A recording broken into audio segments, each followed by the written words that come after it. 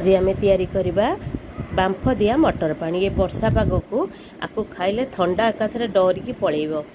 आम प्रथम मटर को पूर्व दिन बतुरी देथिबा ताकू तापरे धोई धुआकी से आलू दीटा पकईकी प्रेसर रे पानी देकी 3टा 4टा सीटी हवा पर्यंत सिझे दबा।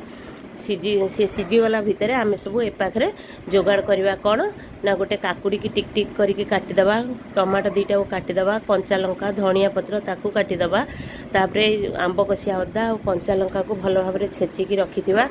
से सिझा मटर को ताकू भल भाव में आलू ता देहरे चकटी दबा। गोटे पात्र रे मु किछि कइया नेथिली, कइया को चकटिकी ता खदड़ गुड़ा को बाहर कर देथिली। सेथिरे बीटा लुण, प्लेन लुण, जीरा लंका गुंड, चाट मसला, चिली फ्लेक्स, धनिया पत्र ताकू पकाई भल भाव में गोलाई देथिली।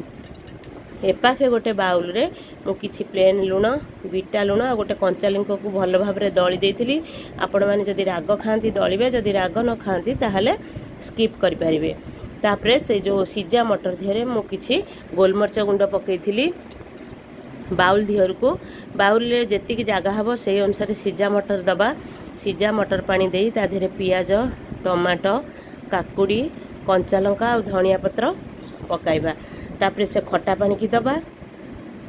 खट्टा पानी पकाइबा परे आमे हेतरे टिके गोलमरच गुंड, चाट मसला, जीरा लंका गुंड आउ ता स्वाद अनुसार आमे लुण पकाई ताकू भल भाव में गोले खाइबा। आउ ये वर्षा पागार मजा नबा।